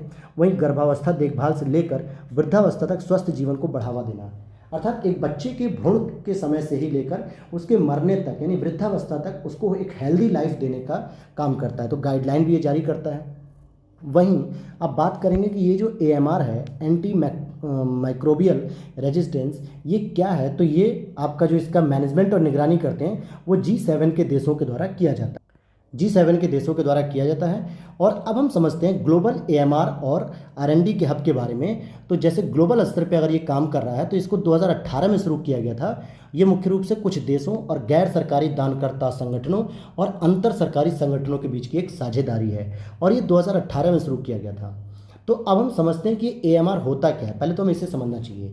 तो WHO ने कहा है कि जब जीवाणु यानी बैक्टीरिया, वायरस, कवक यानी फंगस और परजीवी का मतलब होता है प्रोटोजोआ, ठीक है, पैरासाइट्स जो होते हैं, के समय के साथ अपने अंदर इस तरह के बदलाव कर लेते हैं कि उन पर रोगाणु रोधी दवाइयों का कोई असर नहीं होता है, तब इस स्थिति को AMR कहते हैं। कहने का मतलब हो गया कि जैसे मान लीजिए अगर आपको जुकाम बुखार खांसी हो जाती है जीवाणु से, वायरस से, आप दवाई खाते हो, एंटीबायोटिक खाते हो और आप सही हो जाते हो। आपको कोई एलर्जी होगी, दाद, दमा, खुजली, बाल झड़ना, त्वचा पे सफ़ेद धब्बे, ये सब कवक की वजह से होते हैं, फंगस की वजह से। और अगर आपने दवाई खाई या कोई क्रीम लगाई, जैसे बहुत सारे लोगों को जो है कि अंडर आर्म्स में या कुछ ऐसी जगह जहाँ पसीने होते हैं प्राइवेट पार्ट में, तो यहाँ पर अगर जब खुजली होती है या रैसेज होते हैं, हम एक एंटी फंगस जो है कि क्रीम मांगते हैं, एंटी फंगल। एंटी वायरस तो नहीं मांगते या एंटीबायोटिक तो नहीं मांगते, एंटी फंगल मांगते हैं। तो उसकी वजह से वो सारी बीमारी दूर चली जाती है। लेकिन अगर समय के साथ ये जीवाणु या वायरस अपने अंदर ऐसी क्षमता डेवलप कर लेते हैं, ऐसा बदलाव कर लेते हैं कि इनके ऊपर कोई दवा काम ही नहीं करती है, तो इस स्थिति को हम AMR कहते हैं कि जो जीवाणु, वायरस, कवक हैं, ये इतने शक्तिशाली हो गए हैं कि इन पर अब कोई भी दवा असर करना मुश्किल हो गया है, और इसकी वजह से संक्रमण तेज़ी से फैलता है और इसका इलाज करना मुश्किल हो जाता है, जिसकी वजह से गंभीर रूप ले लेते हैं रोग और मृत्यु का खतरा बढ़ जाता है। तो ये बहुत बड़ी चैलेंजेस है। जैसे कोविड-19 में आप कोरोना को देख लीजिए, आज भी उसकी सही तरीके से वैक्सीन नहीं मिली है। यानी कोरोना का जो वायरस था वो इतना इफेक्टिव था कि उसके ऊपर कोई दवाई काम ही नहीं कर रही थी। आगे देखते हैं यहाँ पर क्या होता है। इस स्थिति में दवाएं अप्रभावी हो जाती हैं और शरीर में संक्रमण बना रहता है, और संक्रमण का दूसरों में फैलने का खतरा भी बढ़ जाता है। जैसे कोरोना को आप समझ सकते हो, जैसे उदाहरण के लिए क्लेबसिएला, निमोनिया, कार्बापेनेम, और तीसरी पीढ़ी का है सेफ्लोस्पोइन। ये दोनों दवाओं का असर नहीं होता है यहाँ पे। तो अब ये देखते हैं कि AMR के कारक क्या हैं। AMR का मतलब समझ गए, जो माइक्रोबियल रेजिस्टेंस है। सबसे पहला कि ये क्यों इतने बढ़ रहे हैं, AMR की स्थिति क्यों पहुंच रही है, क्यों जीवाणु विषाणु इतने ताकतवर हो जा रहे हैं कि कोई दवा असर नहीं कर रही है। तो पहला, रोगाणु रोधी दवाओं के दुरुपयोग और अत्यधिक प्रयोग से। इसीलिए आपको कहा जाता है कि आप लोग कम से कम दवाई खाया करिए। सर में दर्द हुआ दवाई खा लो, पेट में दर्द हुआ दवाई खा लो, बुखार हो गया दवाई खा लो, जुकाम हो गया दवाई खा लो, लूज मोशन हो गया दवाई खा लो, खांसी हो गई दवाई खा लो। ये सब बहुत छोटी छोटी बीमारियां हैं दोस्तों, जो नेचुरली हमारी बॉडी में इतने जो है कि मतलब क्या कहते हैं कि इम्यूनिटी पावर इतनी अच्छी है हमारी बॉडी की कि वो ऑटोमेटिकली 2 से 3 दिन में सही हो जाएगी। आप लोगों ने अगर नोटिस किया होगा कि जब फीवर आता है तो 1-2 दिन अगर आप थोड़ा सा एक्सरसाइज कसरत कर ले तो थोड़ा खान पान सही कर ले तो बुखार चला जाता है। अगर ज़्यादा हैवी फीवर है तो दवाई लेनी पड़ती है। जुकाम के लिए कुछ लोग दवाइयाँ लेते हैं, जबकि जुकाम का प्रोसेस क्या है, पहले दिन हल्का रहेगा, दूसरे दिन एकदम नाक खूब बहेगी और नाक रेड हो जाएगी, पूरा सर दर्द होगा, तीसरे दिन वो हल्का होता रहेगा और चौथे दिन सही हो जाएगा। तो नेचुरल प्रोसेस होता है जुकाम का, लेकिन फिर भी इसके लिए लोग दवाइयाँ खाने लगते हैं। सिट्रजिन होती, सेफेक्सिम होती, बहुत सारी दवाइयाँ खाते हैं। खांसी आ रही है तो भाई ठीक है, गर्म पानी से गरारा कर लो, कुल्ला कर लो, अजवाइन का पानी पी लो, लेकिन नहीं, उन्हें दवाई खानी है, सिरप पीना है। तो हर छोटी छोटी बीमारियों पे आप जो इतना अधिक दुरुपयोग कर रहे हो ना दवाइयों का, इसकी वजह से जो वायरस है, जीवाणु है जो हमारे शरीर में, वो इनके प्रति भी अपनी क्षमता डेवलप कर ले रहे हैं कि अब भविष्य में अगर आप कोई दवाई खाओगे ना तो साला वो भी असर नहीं करेगी। तो ये चीज़ें हैं। वहीं स्वास्थ्य देखभाल सुविधाओं और फार्म्स में संक्रमण तथा बीमारी रोकथाम नियंत्रण की खराब व्यवस्था होती है। जहाँ हेल्थ फैसिलिटीज़ होती है हॉस्पिटल्स वगैरह में, वहाँ पे आप देखोगे सरकारी अस्पतालों में जाओ, मक्खियाँ बजा रही होती हैं, एक तरफ मक्खी मच्छर भिनभिना रहा है, गलियों में जो है कि कूड़ा पड़ा हुआ है, कोई सफाई करने वाला नहीं है, कोई कहीं खाना खा रहा है, इस तरीके से इन्फेक्शन क्रिएट होता है। वहीं मनुष्यों और पशुओं दोनों के मामले में स्वच्छ जल, सफाई और स्वच्छता की सीमित उपलब्धता है। चाहे मनुष्य के लिए स्वच्छ जल हो या पशुओं के लिए। बहुत सारे पशु गंगा नदी, यमुना नदी और शारदा नदी और बहुत सारी नदियों का पानी पीते हैं, लेकिन आप देखिए यूपी में गंगा घाट के किनारे कितनी गंदगी है। वो गंदा पानी पी रहे हैं तो संक्रमण फैलेगा। मनुष्य उसी पानी को गंदा कर रहा है, खुद उसी पानी में नहा भी रहा है। कई तो ऐसे दोस्तों कि गंगा नदी में जाते हैं, वहीं अंदर ही वॉशरूम कर लेते हैं, कहते हैं क्या पता चल रहा है पानी में। गलत बात है। एक तो धार्मिक स्तर पे गलत बात है कि आप किसी एक पवित्र नदी को अपवित्र कर रहे हैं। दूसरा चीज़, आप अपने शरीर से जो अमोनिया यूरिया पेशाब के माध्यम से बाहर निकाल रहे हैं, वो गंगा के पानी को प्रदूषित करेगा। और केवल एक व्यक्ति नहीं, लाखों करोड़ों की संख्या में जो है कि गंगा नदी में आप उत्तराखंड से देखिए और बंगाल की खाड़ी तक न जाने रोज़ लाखों करोड़ों लोग नहा रहे हैं गंगा नदी में, और कितना मूत्र विसर्जन हो रहा है उसमें। ये बात रियल है। आप लोगों को खुद, आप लोगों के साथ अगर कभी ऐसी घटना हुई होगी तो आपको याद आएगा कि हाँ ये घटना हुई है, छोटे पे चाहे बड़े पे, चाहे जानते हुए चाहे अनजाने में, लेकिन ये घटनाएं होती हैं। तो इस वजह से वहीं गुणवत्तापूर्ण और सस्ती दवाओं और टीकों और क्लिनिकल सेवाओं की उपलब्धता बहुत कम है। आजकल क्या हो रहा है, बड़े बड़े रोगों के लिए बड़े बड़े हॉस्पिटल्स, मैक्स हॉस्पिटल है, हेरिटेज हॉस्पिटल्स हैं, मतलब मल्टीप्लेक्स हॉस्पिटल है। पता चलता ही नहीं है कि हम हॉस्पिटल में जा रहे हैं या कहीं बढ़िया 5 स्टार होटल में जा रहे हैं। ऐसे बढ़िया महंगे महंगे हॉस्पिटल हैं। तो महंगे हॉस्पिटल में आम पब्लिक को तो इलाज कराना मुश्किल है, वो सरकारी स्वास्थ्य सुविधाओं पर टिका हुआ है। और कोविड-19 के दौरान हमारी भारतीय जो चिकित्सा पद्धति थी या भारतीय स्वास्थ्य प्रणाली, उसकी स्थिति को जो है कि कोविड-19 ने एक झटके में प्रदर्शित कर दिया कि कितने कमज़ोर हैं हम इस स्तर पे। ऑक्सीजन के टैंकर की चोरी हो रही दोस्तों, वाहन नहीं है, ऑक्सीजन नहीं है, दवाइयाँ नहीं है, इंजेक्शन नहीं है। तो ये सारी समस्याएं हैं। वहीं जागरूकता का अभाव भी है, लोगों को जागरूकता ही नहीं है कि जुकाम हुआ है तो मेरे दोस्तों दवाई मत खाओ, 2-3 दिन में सही हो जाए, गर्म पानी का भाप ले लो बस। लेकिन जागरूकता न होने की वजह से लोग मेडिकल पे जा रहे हैं, भीड़ लगी। अब मेडिकल वाला तो बैठा ही है दोस्तों दवाई बेचने के लिए, वो क्यों आपको बताएगा कि नहीं बेटा जुकाम की कोई दवाई नहीं, वो 4 गोली और लगा के देता है, कहता 2 दिन बाद फिर आना दवाई लेने, उसे तो पैसा कमाना है ना। तो ये सारी चीज़ें। वहीं कानून का प्रभावी रूप से लागू ना हो पाना। सोचिए कोविड-19 में इमरजेंसी एक्ट लगाना पड़ गया था गवर्नमेंट को, क्योंकि लोगों पे भरोसा ही नहीं था कि कोविड-19 में ये लोग स्प्रेड ना करें। सरकार को इतना सख्त एक्शन लेना पड़ा था, सारी गाड़ियाँ, ट्रांसपोर्ट वगैरह सब बंद कर दिया गया। तो ये सारी चीज़ें जो है कि प्रॉब्लम्स करती हैं। उम्मीद कर रहा हूँ सेशन अच्छा लग रहा होगा आप लोगों को जो है कि, और आप लोगों को वो सारी बेसिक चीज़ें पता चल रही होंगी जो आप लोगों को थोड़ा सा कमज़ोर होगा ये पोर्शन, तो आपका स्ट्रांग हो जाएगा। वीडियो अच्छी लगे तो लाइक कर दीजिएगा, चैनल पर पहली बार है तो प्लीज़ सब्सक्राइब जरूर कर लीजिएगा, हमें भी मोटिवेशन मिलता है। आज ही हमारे परिवार को 25,000 सब्सक्राइबर हो चुके हैं, हमारा परिवार आप लोगों के सहयोग से, प्यार से। तो ज़रूर मैं आप लोगों को कहूँगा कि इस परिवार को और आगे लेके चलिए ताकि और भी ये नई ऊंचाइयों को प्राप्त करें। चलिए आगे देखते हैं। अब हम बात करते हैं एंटी माइक्रोबियल क्या होते हैं। जैसे एक होता है एंटीबायोटिक्स, एक होता है विषाणु यानी कि एंटीवायरस होते हैं, फिर एक एंटी फंगल होते हैं, फिर एक एंटी प्रोटोजुआ हो जाते हैं या पैरासाइट्स कह सकते हैं। तो अगर जो एंटीबायोटिक का मतलब होता है, बायोटिक मतलब होता है जीवाणु, जीवाणुओं से होने वाले रोग जैसे कि तपेदिक हो गया, टीबी हो गया, गोनोरिया हो गया, इनके इलाज को रोकना फिर मुश्किल हो जाएगा। विषाणु से अगर होने वाले जैसे सर्दी, फ्लू, ध्यान दीजिएगा जो आपको जुकाम वगैरह होता है ना वो वायरस से होता है, बैक्टीरिया से नहीं होता है। चिकन पॉक्स हो गया, HIV, कोविड-19, इनका इलाज करना मुश्किल हो जाएगा। फिर पैरासाइट्स जो होते हैं तो परजीवियों से होने वाले जैसे मलेरिया, थ्रेडवॉर्म, हेडलाइट्स, हाथी पाँव, ये सारे रोग होते हैं। वहीं सॉरी हाथी पाँव तो कवक रोधी होते हैं, एथलीट फूट ये सब होते हैं, रिंगवॉर्म। तो ये इसकी जानकारी यहाँ पे थी। अब भारत में अगर हम बात करेंगे तो भारत में क्या स्थिति भाई AMR की। भारत उच्चतम एंटीबायोटिक खपत और उच्चतम AMR देश वाले देशों में सबसे ऊपर है। भाई भारत में जनसंख्या जब दुनिया की सबसे अधिक है, बीमारियां दुनिया में सबसे अधिक हैं, तो दवाइयां भी तो सबसे अधिक बिकेंगी। सबसे अधिक आप एंटीबायोटिक खाएंगे कि नहीं खाएंगे। कोई भी दुकान पे जाओ, कोई भी बीमारी हुई आपको एक एंटीबायोटिक जरूर दी जाएगी।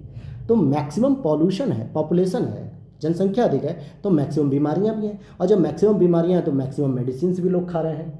कोविड-19 में जितना विदेशी देश, दूसरे देश प्रभावित नहीं थे, उससे कहीं ज़्यादा जो है कि भारत देश प्रभावित था। क्यों?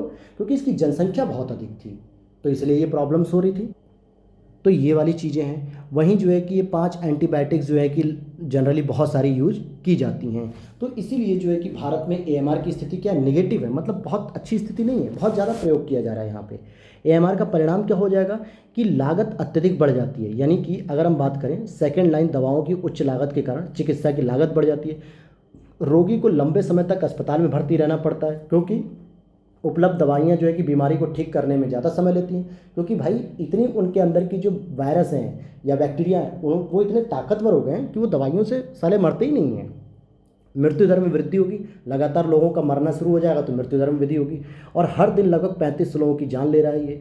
और सुपरबग्स एक रोगाणु है जिसने कई दवाइयों के लिए प्रतिरोध विकसित कर लिया। सुपरबग्स नाम ध्यान रखिएगा, ये एक ऐसा जो है कि रोगाणु है कि जिसके द्वारा इतनी सारी दवाइयों के प्रति अपनी क्षमता विकसित कर ली गई है कि अगर आप वो 4-5 दवाइयाँ भी खाओगे ना तो भी उस पर कोई असर नहीं होगा। वहीं आर्थिक लागत को देखें तो सकल घरेलू उत्पाद में सालाना कम से कम $3.4 ट्रिलियन की कमी आएगी। आप अपने साल भर की इनकम देख लीजिए अपने परिवार की, अगर आप लोग साल भर में 6 लाख 7 लाख रुपए महीने का मतलब साल का कमा रहे हैं, तो मैं कह सकता हूँ कि लगभग 40% आप लोगों के हेल्थ में जाएगा। मतलब 2 से 3 लाख रुपए आप साल भर में मेडिकल पे आप खर्च कर देते हैं। आप अपने घर में ऑब्जर्व करिए कि आपके एक एक दिन का खर्चा क्या है। अगर आपने एक दिन में 20 रुपये की कोई दवाई लेके आए, महीने में अगर आपने 5,000 की दवाई ले ली, तो 12 महीने अगर लगातार ये दवाई चली तो 12 पंजे 60,000 रुपये आपका तो चला गया। यानी अगर आप 6 लाख रुपए कमा रहे हो तो लगभग 10% तो आपका हेल्थ पे चला गया। तो ये बहुत बड़ा मैटर है अगर आप इसे गौर से समझेंगे तो आर्थिक रूप से भी आप कमज़ोर हो रहे हैं, और जब व्यक्ति कमज़ोर होता है, परिवार कमज़ोर होता है, तो नो डाउट उस देश की अर्थव्यवस्था भी कमज़ोर होती है। जो बचत होनी चाहिए थी पैसों की, वो बचत खर्च में तब्दील हो गई। वो भी किस खर्च में? एक ऐसे खर्च में जो हमारी गलती से या पर्यावरण की गलती से हो रही है। तो पर्यावरण को दूषित तो हम ही कर रहे हैं, कोई और तो कर नहीं रहा है। तो ये वाली चीज़ें थी दोस्तों। अब बात करेंगे कि AMR को कैसे नियंत्रित किया जाए वैश्विक स्तर पे। तो WHO द्वारा समय समय पे रोगाणु प्रतिरोध का वैश्विक कार्य योजना दी जाती है और अवेयर प्रोग्राम चलाया जाता है। WHO द्वारा वैश्विक रोगाणु रोधी प्रतिरोध और उपयोग निगरानी प्रणाली भी चलाई जाती है। और भारत क्या कर रहा है? रोगाणु प्रतिरोध की रोकथाम पर राष्ट्रीय कार्य योजना 2017 में शुरू की थी। AMR पर दिल्ली एक घोषणा पत्र भी इन्होंने तैयार किया है, और AMR अनुसंधान और अंतर्राष्ट्रीय सहयोग को बढ़ावा दे रहा है भारत। वहीं एंटीबायोटिक दवाओं के दुरुपयोग के बारे में जागरूकता बढ़ाने की पहले चलाई जा रही हैं कि जरा सा जुकाम हो जाए तो बार बार एंटीबायोटिक मत खाया करिए जो है कि आप लोग। तो ये वाली चीज़ें हैं। चलिए, तो यहाँ तक आपने चीज़ों को समझ लिया, और अब हम बात करेंगे इम्पॉर्टेंट कि AMR को नियंत्रित करने के लिए सुझाव। भाई पर्यावरण संबंधी शासन, योजना निर्माण और विनियामकी ढांचे में सुधार करना चाहिए, तभी जो है कि हम इसे रोक पाएंगे। जैसे स्वीडन ने विश्व का पहला AMR एम्बेसडर भी नियुक्त किया गया है। जैसे हमारे यहाँ लोकायुक्त नियुक्त किया जाता है, लोकपाल नियुक्त किया जाता है, मानवाधिकार अध्यक्ष नियुक्त किया जाते हैं, वैसे आप लोग इसको भी नियुक्त करिए ताकि ये फोकस करे, देखे कि कहाँ पे इनका मिसयूज हो रहा है, कहाँ पे नहीं। पारदर्शिता और जवाबदेही प्रणाली बढ़ानी चाहिए। AMR को बढ़ावा देने वाले मुख्य प्रदूषकों की पहचान करना और उनका निवारण करना कि कौन कौन से ऐसे जैविक प्रदूषक हैं, रासायनिक प्रदूषक हैं जिनकी वजह से ये क्षमता विकसित हो रही है रोगाणुओं में, तो उसको कम करो। रिपोर्टिंग, निरीक्षण और निगरानी में सुधार। बहुत सारे लोग जो है कि पैसा लेके इन चीज़ों को छोड़ देते हैं। वित्त पोषण, नवाचार, क्षमता विकास को प्राथमिकता देना, और बहुक्षेत्रीय वन हेल्थ रेस्पॉन्स, मतलब किसी भी प्रकार की अगर प्रॉब्लम्स हो तो वन हेल्थ रेस्पॉन्स भी आपका होना चाहिए। चलिए, अब आगे हम चलते हैं, अगला हमारा टॉपिक है गैर संचारी रोग। अब यहाँ पर आप देखेंगे कि गैर संचारी रोग, नॉन कम्युनिकेबल डिजीज़, यानी एनसीडी इसको कहते हैं। संचारी रोग क्या होते हैं? जो एक जगह से दूसरी जगह पे रोगी को प्रभावित करते हैं, मतलब कि एक व्यक्ति से दूसरे व्यक्ति में संचार कर लेना। जैसे आप अगर देख सकते हो, आपको कोविड-19 की अगर हम बात करें तो कोविड-19 में क्या था, कोविड की जो बीमारी थी वो एक से दूसरे स्तर पे जा रही थी, लेकिन हम जो पढ़ रहे हैं वो गैर संचारी पढ़ रहे हैं। मतलब एक व्यक्ति के अंदर ही ये रोग रहेगा, वो चाहे कितना भी पीड़ित रहे, लेकिन वो दूसरे व्यक्ति में रोग पैदा नहीं कर सकता, क्योंकि इसके जो वायरस हैं या इसके जो फैक्टर हैं, जो रोग के कीटाणु हैं, वो दूसरे शरीर में नहीं जाते हैं। तो ऐसे रोगों को रोकने के लिए बात की जा रही है, और ये ज़्यादा खतरनाक होते हैं क्योंकि इनकी पहचान होना मुश्किल हो जाती है। जैसे स्वास्थ्य और परिवार कल्याण मंत्रालय, ministry of health, family and welfare ने राष्ट्रीय गैर संचारी रोग रोकथाम और नियंत्रण कार्यक्रम के लिए एक रणनीतिक परिचालन दिशा निर्देश जारी किया 2023 से 2030 तक के लिए, यानी लगभग 7 से 8 वर्षों के लिए गाइडलाइन जारी की गई है। तो ये आपके 23 के मेंस के लिए भी जरूरी हो सकता है और 24 के प्रीलिम्स में भी यह प्रश्न पूछा जा सकता है। कुछ नहीं तो यही पूछ देगा कि इसने जो गाइडलाइन जारी की है उसकी टाइम ड्यूरेशन क्या है, 2020 से 30, 2025 से 30, 2023 से 30, 2023 से 35। तो इस तरीके से प्रश्न यूपीएससी पूछता है। देखिए, पुराने पेपर आप लोग जरूर देखिए, प्रीवियस ईयर पेपर, ताकि उससे एक पैटर्न आपको समझ में आए कि हाँ हमें क्या पढ़ना है, क्या नहीं पढ़ना चाहिए। ये बहुत इंपॉर्टेंट होता है। अगर आप प्रीवियस ईयर पेपर नहीं देख रहे हैं, केवल चीज़ों को बस पढ़ते जा रहे हैं अपनी किताबों से, तो आई थिंक आप भीड़ की तरह चल रहे हैं, और भीड़ से आपको अलग हट के कुछ ना कुछ करना पड़ेगा, तभी सिलेक्शन आप 1 से 2 अटेम्प्ट में ले सकते हो। अब मेरे पास एक लंबा अनुभव है, तो मैं बता पाता हूँ आपको कि हाँ कौन से प्रश्न बनते हैं, कौन से प्रश्न नहीं बन सकते हैं, कौन से मेंस के लिए इंपॉर्टेंट है, कौन से प्रीलिम्स के लिए हैं। तो मैं अपने अनुभवों से तो आपको शेयर करता ही करता हूँ, ताकि आपको भी एक आइडिया लगे कि हाँ किस तरीके से हमें इस पॉइंट को समझना चाहिए। तो देखते हैं, विश्व उच्च रक्तचाप दिवस के अवसर पे G20 को ब्रांडेड कार्यक्रम के एक भाग में जारी किया गया था इन दिशा निर्देशों के, और जिसमें मुख्य नज़र क्या डालते हैं हम, एनसीडी पर नियंत्रण के लिए प्राथमिक और माध्यमिक रोकथाम नैदानिक सहायता पर ध्यान दिया जाएगा। जैसे कैंसर, मधुमेह, हृदय रोग, स्ट्रोक की रोकथाम व नियंत्रण के लिए राष्ट्रीय कार्यक्रम का नाम बदल दिया गया है, और अब उसका जो नाम रहेगा वो रहेगा राष्ट्रीय गैर संचारी रोग रोकथाम व नियंत्रण कार्यक्रम। ठीक है, ये नाम रहेगा NPNCD। अब आप देख सकते हो, कैंसर, मधुमेह यानी डायबिटीज़, हृदय रोग या स्ट्रोक वाले जो रोग होते हैं, ये अगर किसी एक व्यक्ति को होते भी हैं तो वो दूसरे व्यक्ति में प्रसारित नहीं कर पाता, क्योंकि संचारी रोग नहीं बल्कि गैर संचारी रोग हैं। और साथ ही साथ इसमें निम्नलिखित को शामिल किया गया, जैसे क्रॉनिक ऑब्जेक्टिव पल्मोनरी डिजीज़ हो गया, अस्थमा हो गया, गैर मादक वसायुक्त यकृत रोग, और प्रधानमंत्री राष्ट्रीय डायलिसिस कार्यक्रम, इन सभी चीज़ों को इसमें शामिल कर दिया गया है। और व्यापक प्राथमिक स्वास्थ्य देखभाल पोर्टल का नाम बदलकर भी राष्ट्रीय एनसीडी पोर्टल कर दिया गया है। और एनसीडी का मतलब क्या हो गया, नॉन कम्युनिकेबल डिजीज़, गैर संचारी। और इसमें 5 कॉमन एनसीडीज़ को शामिल किया जा रहा है। जैसे कौन कौन सी बीमारी, तो हाई ब्लड प्रेशर, डायबिटीज़, मुख, स्तन और सर्वाइकल कैंसर, इनको स्पेशली जो है कि शामिल किया जा रहा है इन रोगों को। अब आगे देखते हैं हम गैर संचारी रोगों के बारे में। तो देखिए, एनसीडीज़ को स्थायी रोग के रूप में भी जाना जाता है, क्रॉनिक डिजीज़। अब किसी को डायबिटीज़ हो गई तो पता चलता है उसके मरने के बाद ही डायबिटीज़ उसका पीछा छोड़ती है। किसी को कैंसर हो गया तो कैंसर तो अभी इलाज मिल ही नहीं पा रहा है, तो कैंसर से आदमी क्या होता है, निपट जाता है, मतलब जीवन ही छोड़ देता है वो।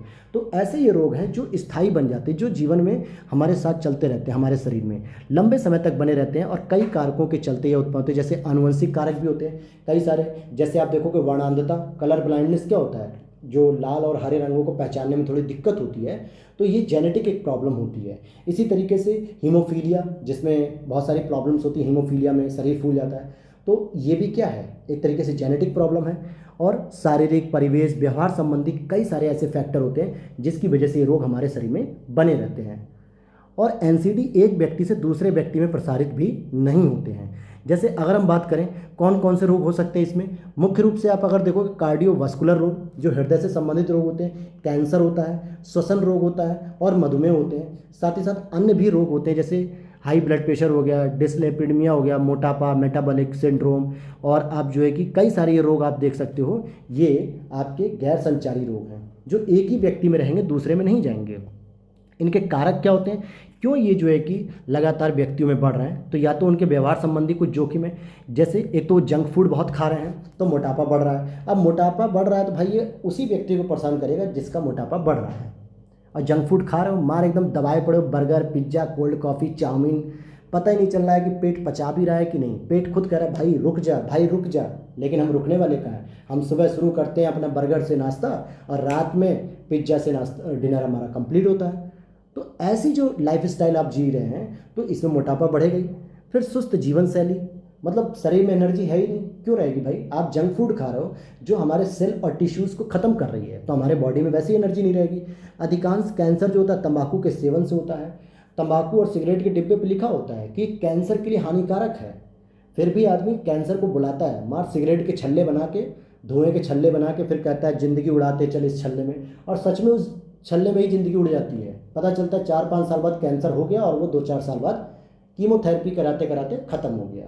तो ये वाली चीज़ें। शराब का सेवन, शराब लगातार सेवन किया जाता है, मतलब ड्रिंक करना एक तरीके से पैशन बन गया आप लोगों का। ड्रिंक करते हैं, रील्स बनाते हैं, ड्रिंक करते हैं, स्टेटस लगाते हैं कि ब्रांडेड ड्रिंक्स पी रहे हैं, 2000 वाली 5000 वाली पी रहे हैं। अरे मेरे दोस्तों, अल्कोहल है तो वो नुकसान तो करेगा ही ना। फिर एक्सरसाइज भी कम करते हैं, अपनी बॉडी पे फैट बढ़ता जा रहा है, बढ़ता जा रहा है, लेकिन कोई एक्सरसाइज नहीं। सुबह उठे, बर्गर खाया, चल दिए नाश्ता करके अपने ऑफिस में या जो भी वर्क लाइफ हो आपकी वहाँ, लेकिन 5 मिनट भी अपने शरीर पे कोई एक्सरसाइज के लिए देना ही नहीं। फिर जाके जिम में मार डंबल संबल उठा के डोले सोले बना रहे हैं, क्या फ़ायदा उसका जब आपकी लाइफ स्टाइल ही इस तरीके से है, बोरियत। वहीं धूम्रपान, अस्वास्थ्यकर हाल जो भोजन होता है उससे कोलेस्ट्रॉल बढ़ता है। अधिक कैलोरी वाले खाद्य हम खाते हैं जिसमें कैलोरी ज़्यादा मिलती है। उसके बाद तनावपूर्ण जीवन, कम नींद आती है, रात भर रील्स देख रहे हैं, पबजी खेल रहे हैं, टेंशन में चल रहे हैं कि बॉस ने आज डांट दिया, आज फैमिली ने डांट दिया, सिलेक्शन नहीं हुआ, रिजल्ट नहीं आया। बहुत सारी चीज़ें हैं जिसकी वजह से हमारा क्या होता है, स्टूडेंट लाइफ भी डिस्टर्ब होती है। तो ये वाली चीज़ें सब आपको समझनी होंगी। और इसका प्रभाव क्या पड़ेगा एनसीडीज़ का, कि प्रभाव होता है कि मौतों का ये सबसे बड़ा कारण है दुनिया में, और गरीब आबादी के प्रतिशत में वृद्धि होती है, क्योंकि इसकी बीमारी में जो खर्चा होता है वो लोगों को गरीबी की ओर ले जाता है, क्योंकि ये बीमारी लाइफ टाइम चलने वाली है। आपको बुखार हो जाए वो सही है, आपका हाथ पैर टूट जाए वो सही है, क्यों? क्योंकि ये जो है कि आपके 1 महीने 2 महीने 5 महीने बाद सही हो जाएगा। लेकिन diabetes, cancer, high blood pressure, मोटापा, इन सब पे आप महीनों क्या, सालों क्या, पूरी ज़िंदगी भर दवाई खर्च करते रहते हैं। और इस पे मैंने आपको अभी बताया कि 10 से 15% हम अपनी एनुअल इनकम का खर्च कर देते हैं हेल्थ पे। हेल्थ पर भी किस पे? दवाइयों पर। तो भाई गरीबी बढ़ेगी। 2050 तक बताया जा रहा है कि एनसीडी के कारण लगभग $47 ट्रिलियन के आर्थिक नुकसान होने के अनुमान हैं। और परिवार पर भी भारी आर्थिक बोझ पड़ता है। श्रम बल की उपलब्धता और उनकी उत्पादकता में कमी होती है। जब भाई शरीर बीमार है तो क्यों कहा जाता है कि आर्मी में हम इनको शामिल नहीं कर सकते, क्योंकि आर्मी में बहुत ऊंचे ऊंचे स्टंट लगाने पड़ते हैं, जरूरत पड़ने बंदूकें चलानी होती हैं। अब जिसके हृदय रोग है उसका हृदय पहले से ही कमज़ोर है, पता चला वो बंदूक चलाने गया, उसका जो झटका आता है पीछे की ओर, उससे शोल्डर ही टूट गए, हृदय ही जो है कि हार्ट फेल हो गया, कमज़ोर है। तो ऐसी स्थिति में श्रम बल हमारे पास कम होगा, प्रोडक्टिविटी उनकी कम होगी। ये सारी चीज़ें, आंकड़ों की बात करें तो आप इसको मेंस में यूज कर सकते हैं। अगर आप 2023 का मेंस दे रहे हैं या 2024 का भी मेंस दे रहे हो तो आप लिख सकते हो कि WHO ने कहा है कि भारत में लगभग जितनी भी 66% मौतें होती हैं वो एनसीडी के कारण होती हैं। और WHO ने कहा है कि विश्व में 71% ऐसी मौतें होती हैं, तो भारत में 66। फिर WHO ने कहा कि 2019 में कार्डियोवास्कुलर यानी हृदय संबंधी जो भी बीमारियां हो, हार्ट अटैक से रिलेटेड है कोई भी, लगभग 25 लाख लोगों की मौत हुई है 1 साल में। और 2019 में जो श्वसन की बीमारी है, मतलब सांस लेने की बीमारी, उससे लगभग 11.5 लाख लोगों की मौत हुई है। तो आप देख सकते हो कि एनसीडी बीमारी का कितना बड़ा जो है कि प्रभाव पड़ रहा है। इससे जुड़े हुए आंकड़े भी आप ये दिखा सकते हो। अब यहाँ पे संचारी और गैर संचारी रोगों का अंतर समझ लो, सिंपल सी चीज़ है। जो संचारी रोग होते हैं संक्रामक रोगाणु होते हैं, जैसे कोविड-19 वगैरह, ये रोगों का प्रसार करते हैं, जैसे विषाणु, जीवाणु एक पीढ़ी से दूसरी पीढ़ी में भी हस्तांतरित होते हैं। ये गंभीर रूप से संक्रमित करते हैं और उपचार के परंपरागत तरीके इनके लिए कारगर होते हैं। तपेदिक, टीबी जिसे कहते हैं, मलेरिया वगैरह, ये सारी चीज़ें। वही गैर संचारी में क्या है, इसमें एलर्जी होती है, कुपोषण होता है, आंतरिक कारकों द्वारा बीमारियां होती हैं, जीवन शैली में भी परिवर्तन होता है, खान पान अच्छा नहीं होता है, तो बहुत सारी ऐसी बीमारियां होती हैं। इसके लिए एक पीढ़ी से दूसरी पीढ़ी में हस्तांतरित नहीं होती हैं और ये एक ही व्यक्ति के अंदर रहती हैं और लंबे समय तक रहती हैं और सर्जरी या विशेष उपचार की ही आवश्यकता पड़ती है। या तो कैंसर की सर्जरी होती है या हार्ट की सर्जरी होती है, या मोटापे को पता चला अनंत अंबानी की तरह घटाने के लिए विदेश गए, पेट को कटवा के चले आए, अल्जाइमर रोग, उच्च रक्तचाप, अस्थमा, तो ये ऐसी बीमारीज हैं जिनको हम गैर संचारी रोग के रूप में जानते हैं। अब भारत में एनसीडी से निपटने में आने वाली जो चुनौतियां हैं वो क्या क्या हैं, भारत सरकार अगर प्रयास कर रही है तो पहली चीज़ प्रशिक्षित मानव संसाधन की कमी, यानी माना जाता है कि 1457 आबादी के लिए एक डॉक्टर उपलब्ध है। कोविड-19 में यह चीज़ देखी गई थी कि भाई कितने कम जो है कि डॉक्टर पढ़ रहे थे, नर्सेस स्टाफ हमारे पास कम पड़ गया लोगों की केयर करने के लिए। यानी हमारे पास जो ट्रेन डॉक्टर हैं, नर्स हैं, एएनएम, जीएनएम, एमबीबीएस, बीएचएमएस, बहुत सारे जो कोर्सेज वाले जो डॉक्टर से रिलेटेड होते हैं, बहुत संख्या कम है। डब्ल्यूएचओ कहता है कि भाई 1000 पे कम से कम एक डॉक्टर होना चाहिए, हमारे यहाँ तो 1.5 गुना है, यानी 1500 पे एक डॉक्टर मुश्किल से है। ये तो आंकड़े हैं, अगर आप प्रैक्टिकल लेवल पर देखोगे तो 1500 क्या, मुझे लगता है 2-2.5 पे एक डॉक्टर है। कम बजट आवंटन और उपयोग, जैसे 2023-24 में एनसीडी के लिए 289 करोड़ रुपए की कटौती कर दी गई है, ठीक है, जबकि पिछले वर्ष 500 करोड़ रुपए खर्च किए गए थे। या ये कहें कि बजट का लगभग 1 से 2% ही खर्च किया जाता है हेल्थ फैसिलिटी पे। कोविड-19 के बाद गवर्नमेंट ने ध्यान दिया कि भाई हेल्थ के इंफ्रास्ट्रक्चर को मजबूत करना है, तो थोड़ा सा एक इंक्रीमेंट किया था इन्होंने 2022 के बजट में, 2023 के बजट में। लेकिन वो इंक्रीमेंट भारत जैसे अधिक जनसंख्या वाले देशों के लिए सक्सेस नहीं है, बहुत कम है वो। अकुशल और अनुपयुक्त कार्यान्वयन योजनाएं जो होती हैं, फिर दवाइयों को सही तरीके से नहीं लेना। डॉक्टर कहता है कि सुबह दोपहर शाम खानी होती है, लेकिन लोग भूल जाते हैं कि हमें तो दोपहर में भी कहा गया था। हम सुबह और शाम दवाई खा रहे हैं, असर क्या हो रहा है, कम हो रहा है, नुकसान ज़्यादा कर रही है बॉडी को, ऐसा अक्सर होता है। डॉक्टर कहता है कि ये खाली पेट खानी है, ये खाना खाने के बाद खानी दवाई। हमें क्या होता है, हम या तो सभी की सभी दवाइयाँ सुबह खाली पेट खा लेंगे, या भूल गए तो लाओ अच्छा खाना खाने के बाद ही सारी दवाइयाँ खा लें, तो तरीका भी गलत है दवाई लेने। ये वो एग्जाम्पल्स हैं दोस्तों जो हमारी डेली की लाइफ में यूज होता है। आप सभी के साथ ऐसा घटित होता होगा कभी कभी। बदलती लाइफ स्टाइल जो हमारे लिए प्रॉब्लम कर रही है। अब हम बात करते हैं कि भारत सरकार ऐसे क्या क्या जो है कि प्रयोग कर रही है जिससे इस समस्या पर अंकुश लगाया जा सके। तो एनपीसीडीसी, जो एनपीसीडीसी, इसे 2010 में जो हेल्थ मिनिस्ट्री है उसके द्वारा शुरू किया गया, राष्ट्रीय स्वास्थ्य मिशन के तहत। और राष्ट्रीय कार्य योजना एक शुरू की गई थी जो 2013 से 20 के लिए थी, डब्ल्यूएचओ की कार्य योजना के साथ साथ। और निवारक कदम भी उठाए गए थे, और साथ ही साथ आयुष्मान भारत जैसी योजना भी जो है कि वेलनेस सेंटर की योजना बना रही है। और स्वस्थ आहार जो फसाई है, यानी कि food safety standard authority of India, इसने ईट राइट अभियान शुरू किया है, ईट राइट इंडिया, जिससे स्वस्थ भोजन को बढ़ावा मिलेगा। कैसे मिलेगा, आप इसको करंट अफेयर्स में आपने पढ़ा होगा कि फर्रुखाबाद और बुलंदशहर की जेलों को 5 स्टार रेटिंग दी है कि वहाँ के कैदियों को बहुत अच्छा भोजन मिलता है। वहीं रेलवे स्टेशन में आप देखोगे प्रमाण पत्र दिए जा रहे हैं, प्रयागराज को मिला, कानपुर को मिला, वाराणसी को मिला, मुंबई को मिला, कि ये बहुत अच्छे जो है कि भोजन को प्रोवाइड करा रहे हैं। तो ये सारी चीज़ें हो गई। वहीं शारीरिक गतिविधि, खेल कूद वगैरह होना चाहिए, फिट इंडिया मूवमेंट जैसे चलाया जा रहा है। केंद्रीय बजट 2023-24 में आउटकम आधारित बजट दिया गया है कि हम इसमें बीमारियों से रिलेटेड कुछ पैसे बढ़ाएं ताकि हम हेल्थ इंफ्रास्ट्रक्चर को डेवलप कर सकें दोस्तों। और भी सुझाव क्या क्या दिए गए, बहुहितधारक दृष्टिकोण को अपनाना, यानी इसमें सिविल सोसाइटी, केवल गवर्नमेंट की ही जिम्मेदारी नहीं है दोस्तों। हमारी लाइफ स्टाइल बदल रही है, हमारा खाने पर का तरीका अलग है, हम दवाई गलत तरीके से ले रहे हैं, हम गलत डॉक्टर को दिखा रहे हैं, हम सही जगह नहीं जा रहे हैं। तो इसमें सरकार की गलती नहीं है, सिविल सोसाइटी को भी अपना रोल दिखाना पड़ेगा कि हमें अपनी लाइफ स्टाइल को कहाँ तक सीमित रखना है। स्वास्थ्य सेवाओं तक पहुँच में सुधार करना जरूरी है, समुदायों को शामिल करना जरूरी है, जिससे लोगों को जागरूकता बढ़ाने, मतलब लोगों में जागरूकता बढ़ाने और स्वस्थ जीवन शैली को बढ़ावा दिया जाए। प्रभावी नीतियों और विनियमों को लागू करना चाहिए, जिसमें तंबाकू और शराब के उत्पादों की दर बढ़ा दी जाए। माना कि शराब और तंबाकू का जो है कि उत्पादन हम नहीं रोक सकते भाई, हमारे यहाँ जो है कि कार्य करने की स्वतंत्रता है ना, बिजनेस करने की स्वतंत्रता है। आर्टिकल नंबर 301 क्या कहता है कि व्यापार और वृत्ति की स्वतंत्रता होनी चाहिए, व्यापार वाणिज्य की स्वतंत्रता। तो आपका जो मन करे वो बनाओ, गवर्नमेंट रोकेगी नहीं, लेकिन गवर्नमेंट इतना जरूर कर सकती है कि इसके टैक्स को बढ़ा दे। और जब टैक्स रेट बढ़ जाएगी, टैक्स रेट बढ़ जाएगा, इंक्रीज कर देगा, तो जो सिगरेट आज आपको 10 रुपये की मिल रही है, हो सकता है भविष्य में 25 रुपये की मिले, और 25 रुपये की वजह से लोग इसे पीना बंद कर दें। बहुत अमीर लोग होंगे वो पिएंगे, लेकिन आम आदमी जो 2 रुपये की बीड़ी लेके पूरा दिन भर फूकता रहता है, बीड़ी पीना बंद कर देगा। भाई गरीब आदमी के लिए तो मुश्किल हो जाएगा ना। निजी क्षेत्र की भागीदारी सुनिश्चित करो, प्राइवेट सेक्टर को इसमें इन्वेस्टमेंट के लिए बोलिए, क्षेत्रीय सहयोग को बढ़ावा दीजिए, क्षेत्रीय सहयोग को भी बढ़ावा दीजिए, और एनसीडी के रोकथाम पर भी ध्यान देना चाहिए। तो दोस्तों ये तो थे आज के 3 इंपॉर्टेंट टॉपिक। बताइएगा कमेंट करके कि आपको कौन सा टॉपिक सबसे अच्छा लगा और सबसे ईजिली समझ में आया, और कौन सा टॉपिक आपको पहले डिफ़िकल्ट था जो अब आपको आसानी से समझ में आ गया है। तो मिलते हैं नेक्स्ट वीडियो के साथ, और अभी मई की ही 1-2 क्लासेस और आएंगी जिसमें हम लोग पूरी तरीके से साइंस एंड टेक्नोलॉजी को ख़त्म करें। फिर 2 दिन बाद मैं जून की शुरू करूँगा। टेलीग्राम चैनल से आप जुड़ जाइए, वहाँ पे अपनी क्वेरी भी रख सकते हैं, आप हमसे डायरेक्ट बात भी कर सकते हैं। और अदर जो प्लेलिस्ट मैंने आपको बताई घटना चक्र की और टॉपर्स नोट्स की, ये सारी चीज़ें, तो प्लीज़ उन्हें भी चेकआउट करते रहिए, देखते रहिए, उसकी भी रेगुलर क्लासेस आती रहती है। मिलते हैं नेक्स्ट वीडियो में। जय हिंद, जय भारत।